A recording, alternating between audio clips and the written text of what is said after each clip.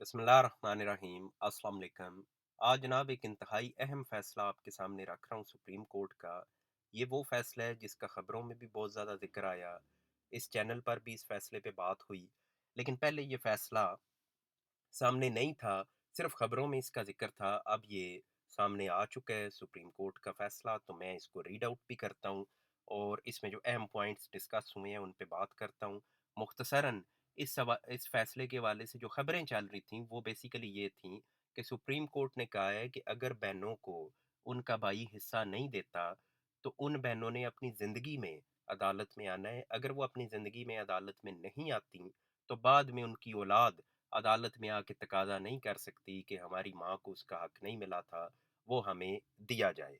अब इसको अदालत ने क्यों इनकार किया, अब वो सारे पॉइंट्स इधर नीचे डिस्कस होंगे। 3 जजेस का ये फैसला है। मैं इसके जो अहम पार्ट्स हैं, वो मैं आपके सामने पढ़ता हूँ। एग्रीकल्चरल लैंड मेजरिंग 19 कनाल 17 मरले ये जायदाद थी। हुआ ये कि ईसा खान इस जायदाद का मालिक था। उसकी डेथ हो गई। उसके मरने के बाद इंतकाल वरासत नंबर 327 दर्ज हुआ। ईसा खान की औलाद में एक बेटा था अब्दुर्रहमान और उसकी दो बेटियां थीं। सारी जायदाद अब्दुर्रहमान को मिल गई। दोनों बेटियों को कुछ भी ना मिला। अब अब्दुर्रहमान ने क्या किया कि 1960 में कुछ जायदाद स्मॉल इंडस्ट्रीज कारपोरेशन को फरोख्त कर दी और उनसे मुआवजा ले लिया, यानी एक हुकूमती इदारे ने उससे जायदाद लेके उसको कंपनसेशन दे दी। कुछ जायदाद उधर चली गई और जो बाकी जायदाद थी वो अब्दुर्रहमान के मरने के बाद अब्दुर्रहमान के वारसान को चली गई। अब अब्दुर्रहमान के वारसान ने बाद में वो रकबा आगे मुख्तलिफ लोगों को फरोख्त कर दिया। अब हुआ ये कि इस पूरे अमल के दौरान जो दोनों बहनें थीं अब्दुर्रहमान की, उन्होंने कुछ भी ना किया। उन दोनों बहनों की वफ़ात के बाद उनकी औलाद अदालत में आ गई और औलाद ने आके अदालत में कहा, औलाद कब आई? 2004 में, यानी तकरीबन 70 साल बाद। 1935 में इंतकाल दर्ज हुआ। 2004 में दोनों बहनों की औलाद आ गई है अदालत में कि जनाब हमारी जो वालिदा थीं उनका हिस्सा किधर है, वो मिलना चाहिए। जो अब्दुर्रहमान की औलाद थी उन्होंने अदालत में कहा कि जनाब 70 साल बाद ये अब कौन सा टाइम है अदालत में आने का? ये टाइम बार्ड हो चुका है, वक्त इतना गुजर चुका है। उन्होंने ये इनकार ना किया कि ये अब्दुर्रहमान की बहनें नहीं हैं। उन्होंने कहा बिल्कुल बहनें हैं, लेकिन ये इंतकाल सही दर्ज हुआ था उस वक्त के रवाज के मुताबिक। उस वक्त का रवाज था कि सिर्फ बेटों को प्रॉपर्टी मिलती थी, तो लिहाजा ईसा खान का एक ही बेटा था, सारी जायदाद उसको मिल गई। और दूसरी बात यह है कि ये 70 साल बाद अदालत में आ रहे हैं, अब तो इनका हक वैसे ही खत्म हो चुका है। हुआ ये कि जो पहली अदालत थी ट्रायल कोर्ट, उस ट्रायल कोर्ट ने दोनों बहनों के हक में, जो बहनें हैं उनका नाम है, एक का नाम है महरू और दूसरे का नाम है अफसरू। अब उन दोनों बहनों के हक में अदालत ने फैसला दे दिया। उन्होंने कहा कि नहीं, ये इनका हक था। बेटियां थीं ये दोनों ईसा खान की, इनका भी शेयर बनता था, लिहाजा वो इंतकाल कैंसिल और इन दोनों को इनका हिस्सा दिया जाए। और जो वक़्त का मामला था, यानी 70 साल गुजर गया है, उस पे अदालत ने कहा कि ये क्योंकि वरासत का केस है, तो इसलिए इस पे टाइम लिमिटेशन उसका कोई अमल दखल नहीं है। ये 70 साल बाद भी आके अपना हिस्सा ले सकती हैं। अब अब्दुर्रहमान की जो औलाद थी वो अपील में चली गई और अपील में जब गए तो डिस्ट्रिक्ट कोर्ट ने अब्दुर्रहमान के हक में फैसला दे दिया इसी बुनियाद पे कि उन्होंने कहा कि अब ये इसका वक्त खत्म हो चुका है। 70 साल बाद आप रिलीफ लेने आए हैं, ये टाइम बार्ड है, लिमिटेशन इस पे भी अप्लाई होती है। वरासत का ठीक है मामला है, लेकिन ऐसा नहीं है कि आप कभी भी अदालत में आ जाएं, आपने आना है तो टाइम पे आना है। अब जो डिस्ट्रिक्ट कोर्ट का फैसला वो अब्दुर्रहमान के हक में आ गया है। अब फिर उन दोनों बहनों की औलाद वो चली गई है हाई कोर्ट में। हाई कोर्ट ने भी डिस्ट्रिक्ट कोर्ट का फैसला बरकरार रखा और टाइम फैक्टर की वजह से ही, यानी 70 साल गुजर गए हैं, तो अदालत ने कहा कि आपको रिलीफ नहीं मिलेगा, इंतकाल कैंसिल अब नहीं होगा। अब अगेन दोनों बहनों की औलाद चली गई है सुप्रीम कोर्ट में। अब सुप्रीम कोर्ट इस पॉइंट को आगे बयान करने लगी है। सुप्रीम कोर्ट ने इसमें कहा, अब क्योंकि ये अहम नुक्ता आ गया है कि टाइम लिमिटेशन ये अप्लाई होगी इस केस में या नहीं होगी वरासत के केसेस में, तो उस पे सुप्रीम कोर्ट ने आगे बात की। अब इसमें दोनों जो फ्री कैन थे, दोनों साइड्स ने मुख्तलिफ अदालती सुप्रीम कोर्ट के फैसलों के हवाले दिए कि देखें जनाब फलां केस में ये हुआ, फलां में ये हुआ, तो उनका भी अदालत ने इसमें जिक्र किया, उन पे अदालत ने तबसरा भी किया। अब आ रही है अदालत अपनी वर्डिक्ट देने लगी है कि अदालत इस पे क्या फैसला कर रही है। अदालत कह रही है there can hardly be any suit to which the bar of limitation does not apply. अदालत कहती है कि ऐसा कम ही कोई केस आपको मिलेगा जिसमें कोई वक़्त का तयन ना हो कि आपने अपना हक लेने के लिए कितने अरसे में अदालत में आना है। यानी वो जो बात हो रही है ना कि वरासत आप कभी भी अदालत में आके क्लेम कर सकते हैं, तो अदालत ने कहा कि ऐसी भी बात नहीं है, लिमिटेशन है। हर तरह के केस में वक़्त की मियाद एक मुकर्रर है, आपने उसके अंदर-अंदर ही आना है। आगे जनाब अदालत बात करती है for declaration of his ownership right to any property against a person denying his said right, कि अगर आपका किसी तरह का मलकियत का हक है और वो आपने किसी ऐसे शख्स से तकादा करना है जो आपको इनकार कर रहा है, तो उसके खिलाफ अगर आपने अदालत में आना है तो अंडर आर्टिकल 120 आपके पास 6 साल का टाइम है कि आप 6 साल के अंदर अंदर अदालत में आएंगे। अगर आप 6 साल में नहीं आए तो फिर आपको राइट नहीं मिलेगा। आगे अदालत फिर बात करती है कि ये 6 साल शुरू कब होते हैं। अब उस पे बात आने लगी है कि कब आपके लिए वो 6 साल का दौरानिया शुरू होगा जिसके अंदर अंदर फिर आपने अदालत में लाजमी आना है। तो अदालत इसमें कहती है the question when the right to sue for declaration has accrued in a case, कि कब वो टाइम शुरू हुआ है, ये अब असल सवाल है। तो इस पे अदालत आगे दो तरह का इनकार उसको डिफाइन करती है। अदालत कहती है एक है एक्चुअल इनकार, एक्चुअल डिनायल, और दूसरा है थ्रेटन डिनायल। अब एक्चुअल डिनायल और थ्रेटन डिनायल को अदालत ने फिर बड़ी वजाहत से आगे बार बार इस जजमेंट में डिस्कस किया है। मैं उसको आपकी आसानी के लिए यहाँ बयान करता हूँ।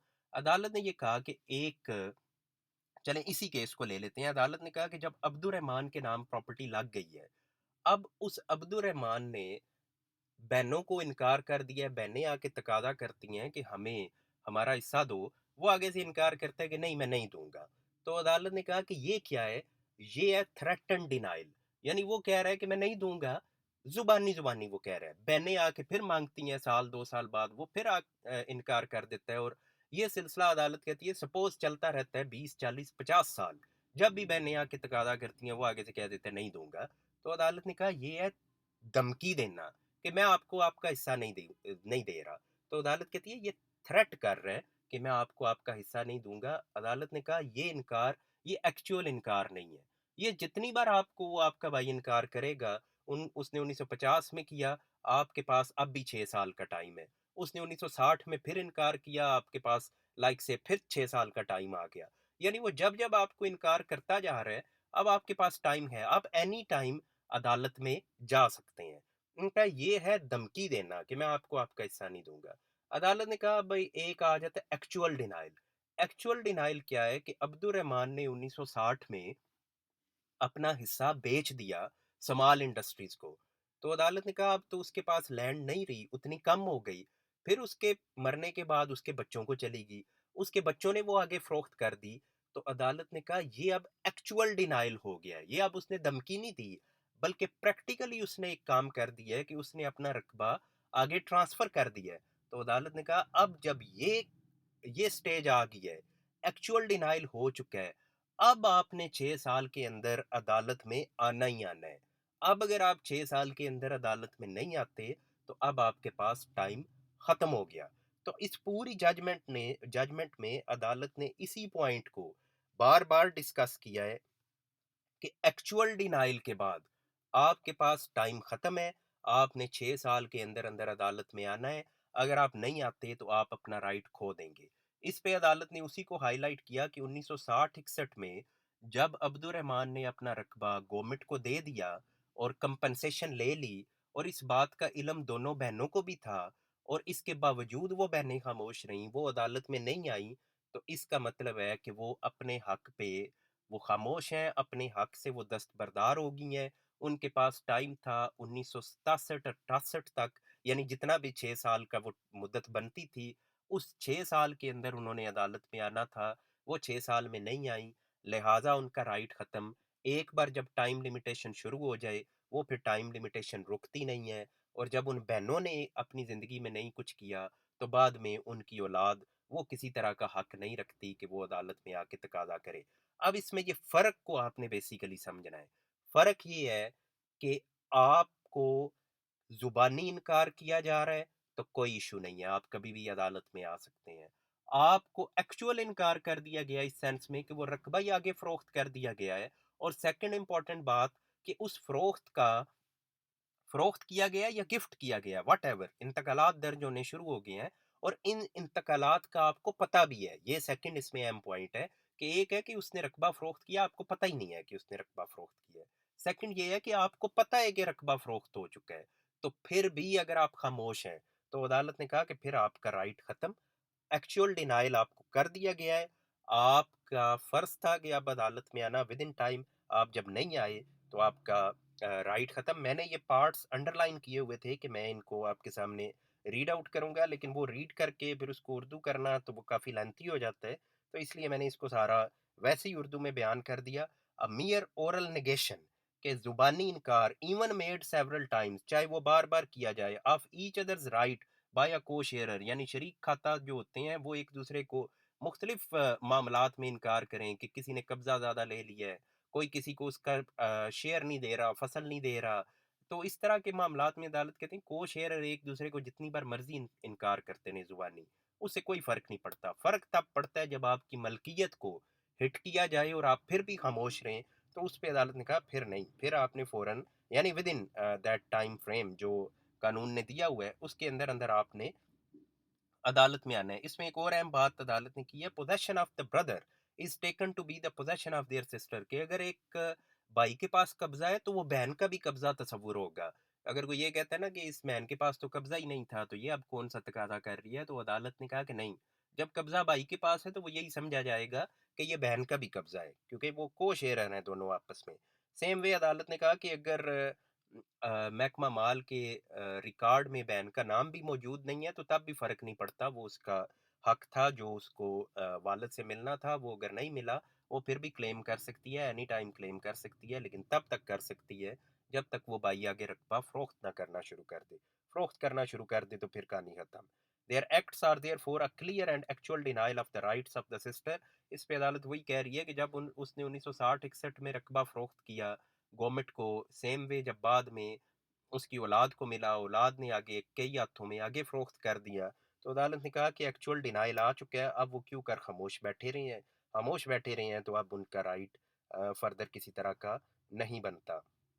انہی تمام باتوں کو عدالت نے یہ آن ورڈ ڈسکس کیا ہوا ہے۔ یہی اسمال انڈسٹریز کا ذکر آیا ہے کہ 60-61 میں جب رقبہ فروخت ہوا ہے تو 6 سال کے اندر اندر یہ آگے بات ہو رہی ہے۔ 6 year limitation period provided in Article 120 started to run from the date of knowledge of Miss Meru and Miss Afsro of that Act of Abdurrahman expired in the year 1967-68، کہ 67-68 میں وہ رائٹ ختم ہو گیا تھا کیونکہ لمیٹیشن شروع ہو گئی تھی جب اس نے رقبہ فروخت کر دیا اور آپ کو پتہ بھی چل گیا کہ رقبہ فروخت کر کے معاوضہ لے لیا گیا ہے۔ تو یہ جناب وہ ججمنٹ تھی جس کا بہت زیادہ خبروں میں بھی ذکر آیا، مجھ سے بھی بہت زیادہ لوگوں نے پوچھا کہ جناب وہ ججمنٹ شیئر کریں، تو میں یہی آگے سے کہہ دیتا تھا کہ پتہ نہیں یہ ججمنٹ ہے بھی ہے یا نہیں، خبروں میں تو اس کا ذکر تھا، میں نے بھی اس پہ کوئی بات کی اس وقت جب خبروں میں اس کا ذکر چل رہا تھا، لیکن تب بھی میں نے کہا کہ ججمنٹ سامنے نہیں ہے۔ بعد میں بھی لوگ پوچھتے رہے تو میں نے یہی کہا کہ ججمنٹ ابھی تک سامنے نہیں آئی، اب بہرحال یہ سامنے آ چکی ہے۔ تو اس میں یہ ایک تفریق کر کے عدالت نے یہ بات واضح کی کہ ایکچوئل ڈینائل اور تھریٹ اینڈ ڈینائل، ان میں ایک فرق رکھ کے تو عدالت نے کہا کہ تھریٹ اینڈ ڈینائل کی صورت میں آپ کبھی بھی آ سکتے ہیں، ایکچوئل ڈینائل کی صورت میں آپ نے 6 سال کے اندر اندر عدالت میں آنا ہے، نہیں آئیں گے تو آپ کا حق بعد میں آپ کو نہیں ملنا۔